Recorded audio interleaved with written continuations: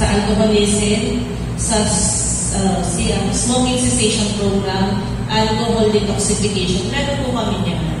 Hindi po ibig sabihin ng mental, talagang meron ng problema sa pag-iisip. Yung iba talaga may depression lang. Yung iba nagbubog ng asawa, yung iba nang galing sa ibang bansa, dinala dito, binalik dahil pinagsamantalahan. So lahat po, pati WCTU, yung mga napagsamantalahan, may mga vows and thesis sa amin po yan. So ibig sabihin po, hindi lang po katulad dati ang connotation o yung pagkakakilanlan sa mental na kapag kamumaring pinasok ka dyan, sira ko po ba na? No. Mas kalubag, mas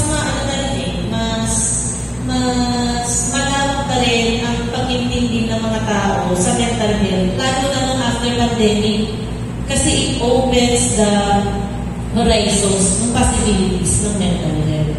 So yun, hindi na nakakatulog, hindi na naliligo, hindi na kumakain, ayaw na pumasok, ayaw na magtrabaho, ayaw na gumawa.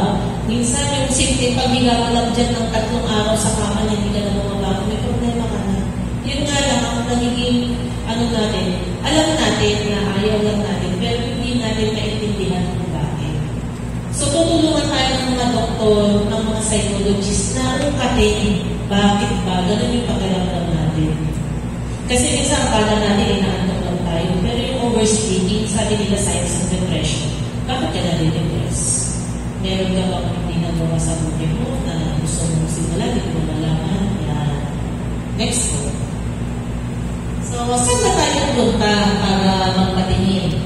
Sabi nila sa mental, pero kasi ang nagiging problema sa mental, napakahirap ng scheduling. Kahit outpatient, mag-register ka pa sa online.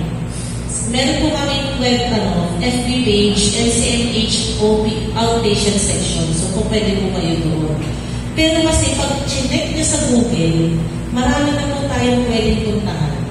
Meron po kaming NCMH crisis hotline. Hindi kayo pupunta, kakausapin lang kayo ng mga training na professional na tulungan kayo kung paano i-manage yung pansamantalang nararamdaman ninyo. Pero yun nga, katulad sa school, mga guidance counselors, mga nurses, teachers, pag tinignan po ninyo sa Google, may mga crisis hotlines po tayo na po pwedeng mga NGOs. Yan.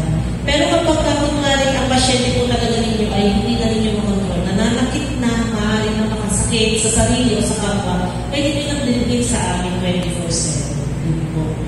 So, yung process naman po sa amin, i-check up naman yung mga pasyente, i-advocate ko na rin po. Kaya din po namin in-encourage na magpa-check up ang mga pasyente sa amin. Meron lang masakit sa pag-iisip or nararamdaman nilang may problema sila. Kasi kapag sa amin po magpa-check up, meron po kami pinamimigay na libreng gamot. Yun. Kasi kapag sa labas nyo po binili, yung 50 pesos sa labas, maaaring 25 lang sa amin. So, or libre pa dahil nga sa universal healthcare, meron na tayong PhilHealth, meron din tayong social service under notice para sa atin.